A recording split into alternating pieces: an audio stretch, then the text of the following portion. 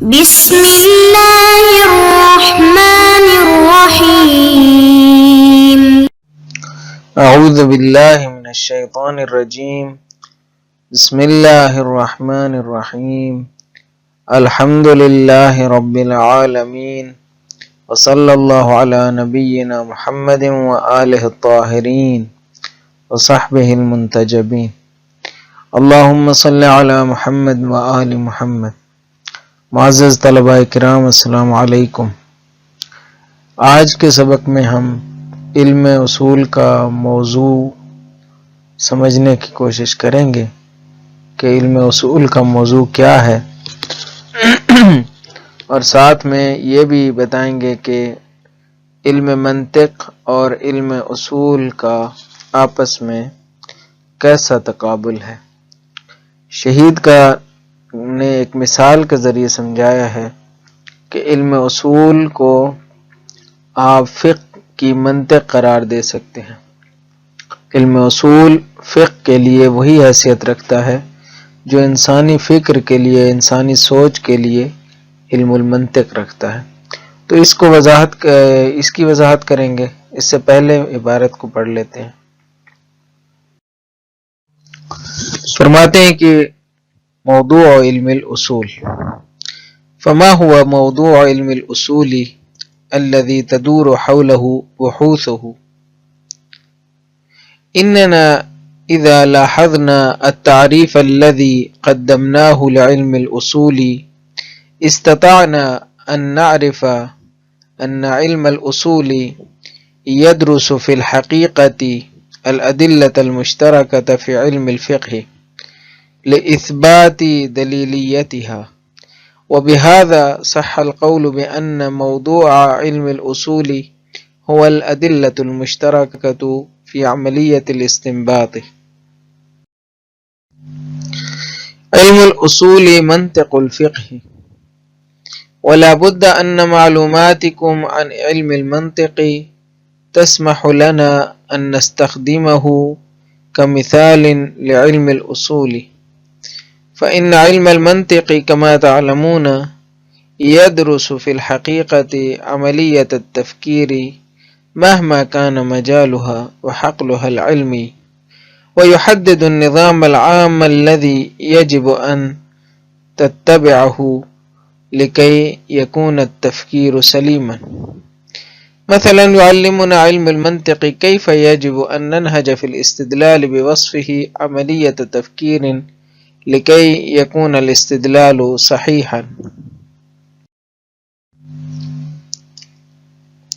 كيف نستدل على أن سقراط فان، وكيف نستدل على أن نار الموقد موضوع أمام محرقة، وكيف نستدل على أن مجموع زوايا المثلث تساوي قائمتين، وكيف نستدل على أن الخط الممتد بدون نهاية مستحيل. كل هذا يجيب عليه علم المنطق بوضع المناهج العامة للاستدلال كالقياس والاستقراء، فهو إذن علم لعملية التفكير اطلاقا۔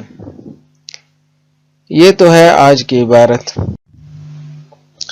تو اس کی وضاحت کی طرف چلتے ہیں۔ سب سے پہلا مسئلہ جس کو شہید نے یہاں پہ بیان فرمایا ہے وہ ہے علم اصول کا موضوع۔ گزشتہ مباحث میں ہم نے تعریف بیان کر دی تھی، اور اس میں ہمیں یہ سمجھنے کو ملا کہ علم اصول ادلہ مشترکہ جو عملیت استنباط میں ہوتی ہیں اس کے بارے میں بحث کرتا ہے۔ تو آج کے سبق میں مقدماتی مسئلہ یہ ہے کہ ہر علم کے لیے موضوع کا ہونا ضروری ہوتا ہے۔ کوئی بھی علم جب تک اس کا موضوع نہ ہو وہ علم نہیں بن سکتا۔ طب ہے، اس کا موضوع انسانی بدن ہے اور اس کی سلامتی ہے۔ اسی طرح نفسیات ہے، اس کا موضوع انسانی ذہن ہے، اور اسی طرح جتنے بھی انسانی علوم ہیں اس کا موضوع انسان کی کوئی نہ کوئی اس کی حیثیت ہے۔ اسی طرح تجربیاتی علوم میں ہر ایک علم کا ایک موضوع ہوتا ہے۔ تو ہر علم کے لیے موضوع کا ہونا ضروری ہے۔ دوسرا مسئلہ یہ ہے کہ موضوع کو سمجھنے کے لیے تعریف علم کا سمجھنا ضروری ہوتا ہے، تو شہید نے اسی لیے پہلے تعریف علم بیان کی ہے، پھر اس کا موضوع کی طرف آئے ہیں، کیونکہ تعریف علم موضوع کے گرد گھومتی ہے، اس لیے موضوع کو سمجھنے کے لیے آپ اس علم کی تعریف کرتے ہیں۔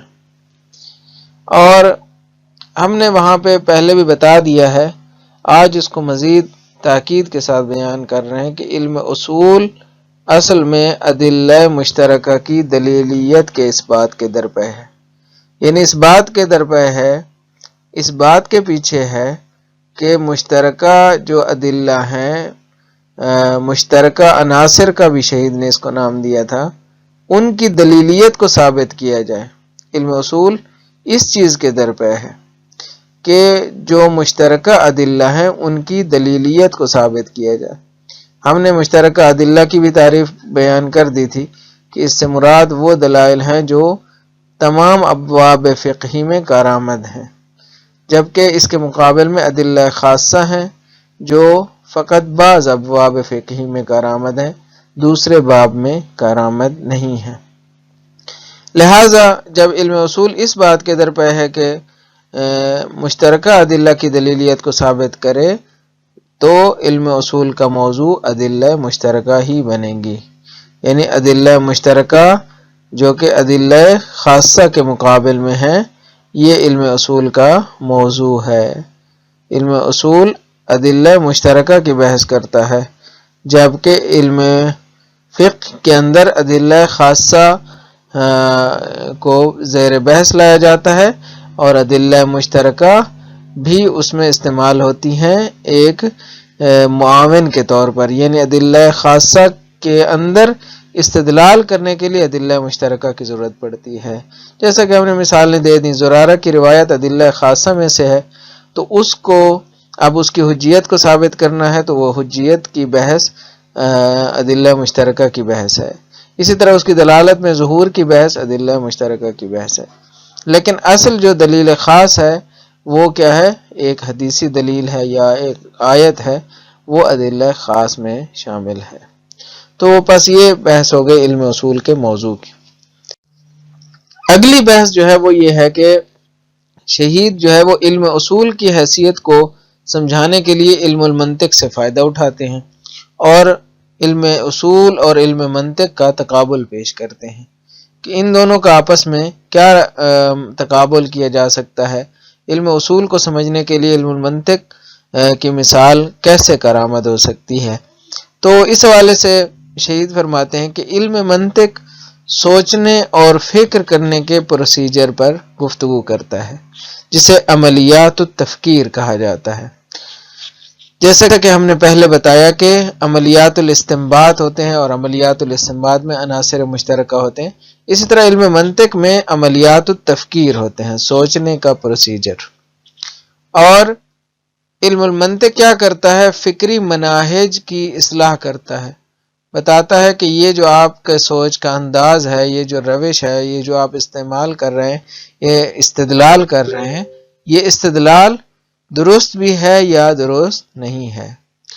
لہذا منطق ایسے عمومی قواعد دیتا ہے، ایسے عمومی قواعد اور اصول دیتا ہے جو طرز استدلال کو درست کرتے ہیں، جن سے انسان کے استدلال کا طریقہ کار ٹھیک ہوتا ہے، اس کی روش ٹھیک ہوتی ہے، اس کو بتاتا ہے کہ تم نے کیسے استدلال کرنا ہے۔ اور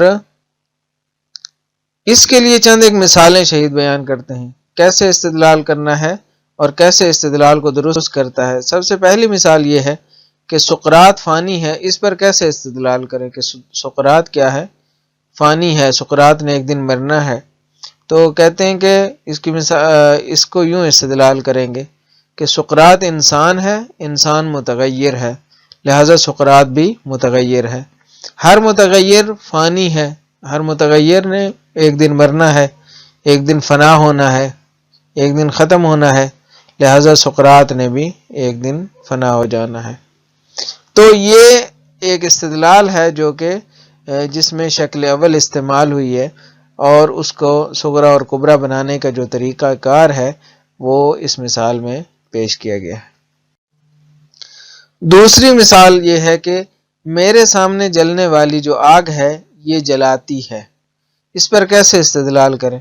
کہتے ہیں کہ ہمیں استقراء کے ذریعے اس کا صورہ معلوم ہوا ہے، کہ استقراء کے ذریعے معلوم ہوا ہے کہ آگ جلاتی ہے، اور میرے سامنے موجود چیز بھی آگ ہے، تو بس اس نے بھی جلانا ہے، کیونکہ میرے سامنے جو چیز موجود ہے وہ بھی آگ ہے، تو اس نے بھی کیا کرنا ہے؟ جلانا ہے۔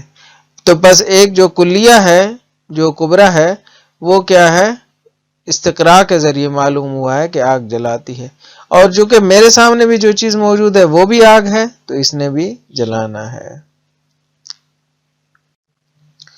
تیسری مثال کیا ہے کہ مثلث یا ٹرائنگل جو ہوتا ہے، یا تکون بھی اسے کہتے ہیں، اس کے زاویے کیسے دو قائمہ زاویوں کی برابری کر سکتے ہیں؟ تو میں نے اس کو مثال میں ڈھال کے یا تصویر کے قالب میں، اس کی مختلف جو ریاضی میں طریقہ کار ہیں، تو اس کا ایک طریقہ کار یہی ہے جو یہاں پہ مثال میں بھی لکھا ہوا ہے، کہ آپ مثلث کے جتنے بھی زاویے ہیں، یہ زاویہ ہے، یہ زاویہ ہے، ان کو دیکھیں، اور وہ جو دو قائمہ زاویے ہیں ان کو دیکھیں، ان کی جو ان کا جو اضلاع کی جو مقدار ہے نا، وہ کیا ہے؟ ان دو کے برابر۔ یہ قائمہ زاویہ ہو گیا، یہ قائمہ زاویہ ہے، تو ایک اور قائمہ زاویہ بھی بنا لیتے ہیں، یہ بھی قائمہ زاویہ ہے۔ تو ان دو کی جو مقدار ہے اور ان تینوں کی مقدار ہے، آپ اس کو اس مثال میں فٹ کر دیں، تو اس میں کیا ہے؟ ان تینوں کی مقدار بھی وہی ہے۔ یہاں پہ اگر آپ قائمہ زاویہ بنانا چاہیں تو یہ قائمہ زاویہ ہو گیا کہ جو مثلا 90 درجے کا ہے، تو یہ بھی 90 درجے کا ہے، تو ٹوٹل ہو گیا 180۔ دائرہ کتنے پر مشتمل ہوتا ہے؟ 360 درجے پر۔ دونوں نے یعنی دو قائمہ زاویے ہوں، ان کا بھی وہ بھی نصف دائرے کو تشکیل دیتے ہیں، مثلث کے 3 زاویے بھی نصف دائرے کو تشکیل دیتے ہیں، جیسا کہ یہاں پہ 3 رنگ آپ کو نظر آ رہے ہیں، تو یہ 3 رنگ جو ہے جو نظر آ رہے ہیں آپ کو، 1 2 اور 3، یہ مثلث کے واقع تینوں زاویے ہیں، اور جیسا کہ یہاں پہ 3 زاویے ہیں، یہ تینوں زاویے یہاں پہ ہیں، اور یہ 90 درجے کو تشکیل دے رہے ہیں۔ دونوں جو ہے وہ کیا کر رہے ہیں؟ 90 درجے کو تشکیل دے رہے ہیں، چاہے وہ یہ والا راس زاویہ ہو جسے زاویہ قائمہ کہا جاتا ہے، یا مثلث کے جو 3 زاویے ہیں، یہ دونوں آدھے دائرے کو تشکیل دیتے ہیں، لہٰذا یہ دونوں برابر ہیں۔ تو یہ بھی علم منطق میں ایک مثال کے طور پر، اگرچہ یہ ریاضی سے ماخوذ ہے، لیکن علم منطق بھی اس میں شامل ہے کہ آپ کل اور جز کا تقابل کرتے ہیں، اور پھر اسی کلیت کے دائرے میں جز کو لے آتے ہیں۔ اسی طرح چوتھی مثال یہ ہے کہ خط ممتد جس کی انتہا نہ ہو یہ ناممکن ہے۔ تو کیسے ناممکن ہے؟ خط ایک مادی چیز ہے، اور ہر مادی چیز محدود ہوتی ہے۔ یہ جو گزشتہ ادوار تھے اس میں یہ تصور موجود تھا کہ ہر مادی چیز محدود ہوتی ہے، لیکن آج جو جدید فزکس ہے، جدید فزکس میں یہ چیز اب زیادہ تکرار ہوتی ہے کہ مادی چیزیں محدود نہیں ہوتی، اور لامحدود کا تصور دیا جاتا ہے، لامتناہی کا تصور ہوتا ہے کہ یہ ایسے جہاں ہیں اس دنیا میں کہ جن کی کوئی حدود قیود نہیں ہے، اور وہ تجربات کر رہے ہیں اس چیز پر۔ بہرحال یہ جدید اور قدیم کا ایک فرق ہے تصوراتی طور پہ، لیکن جو جس ذہن سے یا جس کلاسک انداز میں شہید منطق پڑھا رہے ہیں یا جو حوزہ میں رائج ہے، اس کے مطابق یہ مثال درست بنتی ہے کہ خط ایک مادی چیز ہے، اور ہر مادی چیز جو ہے محدود ہوتی ہے، لہذا خط بھی محدود ہوتا ہے، پس بے نہایت نہیں ہو سکتا۔ یہ آج کی مثالیں تھیں، انشاءاللہ اگلے سبق میں نتیجہ گیری کریں گے کہ کیسے جو ہے وہ علم اصول منطق علم فقہ ہے۔ تو آج کے عبارات کی طرف چلتے ہیں، وضاحت کر دیتے ہیں۔ فرماتے ہیں کہ فما ہوا موضوع علم الاصول الذي تدور حوله بحوثه، پہلی بحث موضوع علم اصول کے حوالے سے تھی. فرماتے کہ پس کیا ہوگا علم اصول کا موضوع. فما ہوا یعنی مترتب کر رہے ہیں تعریف کے اوپر، فا ترتیبیہ ہے، ترتب کر رہی ہیں گزشتہ مباحث کے اوپر، یعنی پس موضوع علم اصول کیا ہوگا کہ جس کے گرد جو ہے وہ مباحث اصول گھومتی ہیں. تدورو یعنی گرد گھومنا، کسی بھی چیز کو گھومنے کو تدور کہتے ہیں، دوران بھی اسی سے ہے. تدور حولہ کہ جس چیز کے ارد گرد گھومتی ہیں بحوث علم اصول، یعنی موضوع کی حیثیت کیا ہوتی ہے، وہ جو چکی کے اندر جو ہے وہ جو درمیان والا کیل ہوتا ہے جس کے ارد گرد جو ہے چکی گھومتی ہے، تو موضوع کی حیثیت بھی ویسی ہی ہے کہ موضوع کے ارد گرد مباحث علم کی گھومتی ہیں. جیسے اب طب ہے، طب کا موضوع انسانی جسم کی سلامتی ہے، تو سارے کے سارے جو طب کی مباحث ہیں، جو طب کی جتنے بھی مطالعات ہیں، تحقیقات ہیں، وہ انسانی جسم کی سلامتی کے اوپر ہیں. کوئی آنکھ کے اوپر ہے، کوئی جو ہے وہ کان کے اوپر ہے، کوئی دیگر اعضاء کے اوپر ہے، تو سارے کا سارا موضوع انسانی جسم اور اس کی سلامتی کے گرد گھومتا ہے. یہاں پہ بھی یہی ہے. فرماتے ہیں کہ اننا اذا لاحظنا التعریف الذي قدمناه لعلم الاصول، یہ وہ نقطہ ہے جس کی طرف میں پہلے اشارہ کر چکا ہوں کہ موضوع کا استنباط تعریف سے ہوتا ہے، کہ جب ہم ملاحظہ کرتے ہیں اس تعریف کا کہ جو ہم نے تقدیم کر دی ہے، جو پہلے ہم گزر چکی ہے علم اصول کے لیے، جو ہم پہلے بیان کر چکے ہیں. استطعنا، ان اذا کا جواب ہے، جب ہم تعریف کو ملاحظہ کر لیتے ہیں تو ہمارے اختیار میں آ جاتا ہے. استطعنا ہم قادر ہو جاتے ہیں، مستطیع ہو جاتے ہیں. کس چیز کے اوپر قادر ہو جاتے ہیں؟ ان نعرفا کہ ہم جان سکیں کہ ان علم الاصول یدرس فی الحقیقت الادلۃ المشترکۃ فی علم الفقہ، کہ علم اصول در حقیقت بیان کرتا ہے، مطالعہ کرتا ہے، بحث کرتا ہے. کس چیز کی بحث کرتا ہے؟ ادلہ مشترکہ کی بحث کرتا ہے. کون سی ادلہ، کون سی چیزیں میں مشترک ہیں؟ المشترکہ فی علم الفقہ، جو پورے کے پورے علم فقہ میں مشترک ہیں. اور بتا دیا کہ کچھ اس کے مقابل میں وہ ادلہ ہے جو پورے علم فقہ میں نہیں ہوتی، بعض ابواب میں ہوتی ہیں، دوسرے بعض میں نہیں ہوتی. اچھا، کیوں بحث کرتا ہے؟ لِإِثْبَاتِ دلیلیتها، بحث اس لیے کرتا ہے تاکہ ان ادلہ کی دلیلیت کو ثابت کر سکے، بیان کر سکے، نتیجہ بخش کر سکے. مثلا خبر واحد ایک ادلہ مشترکہ ہے، اس کی حجیت کو ثابت کرنا ہے کہ خبر واحد حجت بھی ہے یا نہیں ہے، تو اس کی دلیلیت کے اوپر بحث ہوتی ہے. اسی طرح ظہور ہے، ظہور کی حجیت پہ بحث ہوتی ہے، اس کی دلیلیت پہ بحث ہوتی ہے. مفاہیم ہے، مفہوم شرط ہے، مفہوم وصف ہے، مفہوم عدد ہے، ان کی دلیلیت پہ بحث ہوتی ہے، حجیت پہ بحث ہوتی ہے. وبهذا صح القول بأن موضوع علم الاصول هو الادلة المشتركة في عملية الاستنباط، اور یہاں سے یہ کہنا درست ہوگا کیا کہ موضوع علم اصول وہ ادلہ ہیں جو مشترک ہیں عملیت استنباط میں، استنباطی پروسیجر میں.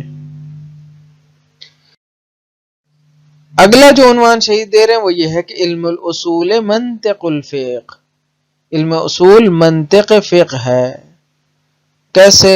کہتے ہیں وَلَا بُدَّ أَنَّ مَعْلُومَاتِكُمْ عَنْ عِلْمِ الْمَنْطِقِ تَسْمَحُ لَنَا أَن نَسْتَخْدِمَهُ كَمِثَالٍ، یقیناً جو آپ کی معلومات ہیں علم منطق کے بارے میں، یہ لابدہ یہاں پہ یقین کے معنی میں ہے، کیونکہ ضرورت کے معنی میں ہے. ضرورت سے مراد یہاں پہ یقین ہے، یعنی ضروری ہے کہ آپ کی معلومات ہیں، کیونکہ یہ بات مسلم ہے، کیونکہ جو شخص علم اصول میں آتا ہے وہ اس کے جو نصابی تقاضے ہیں اس کے مطابق وہ علم منطق پڑھ چکا ہوتا ہے. تسمح لنا، یہ ہمیں اس بات کی اجازت دیتے ہیں کہ ان نستخدمہ کمثال لعلم الاصول، ہم اسے استخدام کریں، ہم اس کو استعمال کریں ایک مثال کے طور پر علم اصول کے لیے، یعنی علم اصول کو سمجھانے کے لیے ہم علم منطق کو مثال کے طور پر پیش کر سکتے ہیں. کیسے؟ فرماتے ہیں کہ فإن علم المنطق كما تعلمون يدرس في الحقیقت عملیت التفکیر۔ علم منطق جیسا کہ آپ جانتے ہیں اس کا کام حقیقت میں فکری عملیات کا مطالعہ کرنا ہے۔ مہما کان مجالھا، یہ جو فکری عملیات ہیں اس کا میدان جو کچھ بھی ہو، چاہے وہ تجربی میدان ہو، چاہے وہ ریاضیاتی میدان ہو، اسی طرح چاہے وہ عقلی میدان ہو، عقلی تو سارے ہوتے ہیں، عقلی بالمعنی الخاص مراد ہے، وحقلھا العلمی، چاہے اس کا جو بھی میدان ہو، علمی حقل اور مجال دونوں ایک ہی معنی میں ہیں، جو بھی اس کا علمی میدان ہو وہ اس نے فکر کی اصلاح کرنی ہے۔ وَيُحَدِّدُ النِّظَامَ الْعَامَ، ایک عام نظام دیتا ہے، ایک عمومی طریقہ کار دیتا ہے کہ جس کے ذریعے جس کو آپ پیروی کرتے ہیں، الَّذِي يَجِبُ أَن تَتَّبِعَهُ، واجب ہوتا ہے کہ آپ اس کو پیروی کریں تاکہ آپ کی فکر لِكَيْ يَكُونَ التَّفْكِيرُ سَلِيمًا، تاکہ آپ کی سوچ سالم رہ سکے۔ مثلا يعلمنا علم المنطق كيف يجب أن ننهج في الاستدلال بوصفه عملیت تفکیر لكي يكون الاستدلال صحیحا، ہمیں علم منطق سکھاتا ہے کہ کیسے ضروری ہے کہ ہم استدلال کا طریقہ کار اختیار کریں اس وصف کے ساتھ کہ وہ ایک فکری عملیات ہیں تاکہ استدلال درست ہو سکے۔ مثلا کیف نستدل علی ان سقراط فانی، کیسے استدلال کریں کہ سقراط فانی ہے۔ وکیف نستدل علی ان نار الموقد الموضوع امام محرقۃ، کہ وہ جو موقد کی آگ ہے، یعنی جو سامنے جو موقد جہاں سے آگ جل رہی ہے، موقد ظرف مکان ہے یہاں پہ، موقد یعنی جہاں پہ آگ جل رہی ہے، الموضوع امامی، جیسے آپ انگیٹھی کہہ لیں، موقد یعنی جہاں جس جگہ پہ آپ، یا چولہا کہہ لیں، الموضوع امامی جو میرے سامنے ہے، محرقۃ یہ جلاتی ہے، ہم نے اس کا طریقہ کار بتا دیا ہے۔ وکیف نستدل علی ان مجموع زوایا المثلث تساوی قائمتین، کیسے ہم استدلال کریں کہ مجموع زوایا مثلث جو مثلث ہے تکون ہے اس کے جو مجموع زوایا ہیں تینوں زاویے وہ مساوی ہیں دو قائمہ زاویوں کے۔ وکیف نستدل، اور کیسے استدلال کریں جو خط ممتد ہے وہ محال ہے، بدون نہایت، ایسا خط ممتد کہ جس کی انتہا نہ ہو وہ محال ہے، مستحیل ہے۔ کل ھذا یجیب علیہ علم المنطق، ان چاروں سوالوں کا جواب علم منطق دیتی ہے۔ کیسے دیتی ہے؟ بوضع المناہج العامۃ للاستدلال، وہ استدلال کے مختلف مناہج وضع کرتی ہے، کالقیاس والاستقراء، جیسے قیاسی ہے، قیاسی منہج ہے، اس کو بتاتی ہے کہ قیاس کیسے کرنا ہے، اور استقرائی منہج ہے جس میں جو ہے وہ جزیات سے ایک کلی نتیجہ لیا جاتا ہے۔ قیاس میں برعکس ہوتا ہے، کلی سے جزی کی طرف آتے ہیں، تو قیاس منطقی مراد ہے، قیاس فقہی الگ ہوتا ہے، لیکن یہاں پہ قیاس منطقی مراد ہے۔ بہرحال فَهُوَ إِذًا عِلْمٌ لِعَمَلِيَّةِ التَّفْكِيرِ اطلاقاً، بس علم منطق ایک عملیہ تفکیر ہے اطلاقاً، بطور اطلاق یعنی عمومی طور پر یہ سوچنے کا پروسیجر سکھاتا ہے اور اس میں کوئی فرق نہیں کرتا، چاہے وہ ریاضیاتی مسائل ہوں جیسے زوایا مثلث کی مثال ہے، چاہے وہ تجربیاتی مسائل ہوں، چاہے وہ انسانی مسائل ہوں جیسے سقراط فانی ہے، تو تمام کے تمام مسائل میں علم منطق کارآمد ہے، اور پھر آگے جا کے نتیجہ لیں گے کہ کیسے علم اصول کا فقہ کے حوالے سے یہی کردار ہے۔ تو آج کے سبق کا خلاصہ یہ ہے کہ آج ہم نے علم اصول کا موضوع جانا، اسی طرح آج میں علم اصول اور علم المنطق کا ایک تقابل کیا اور اس میں منطقی استدلال کی چند ایک مثالیں پیش کی، اور بتایا کہ علم المنطق کا کام قیاس اور استقراء جیسے استدلال کے کلی قواعد وضع کرنا ہے۔ انشاءاللہ اگلے سبق میں نتیجہ گیری کریں گے۔ سلامت رہیں، کامیاب رہیں، سرفراز رہیں۔ السلام علیکم ورحمۃ اللہ وبرکاتہ۔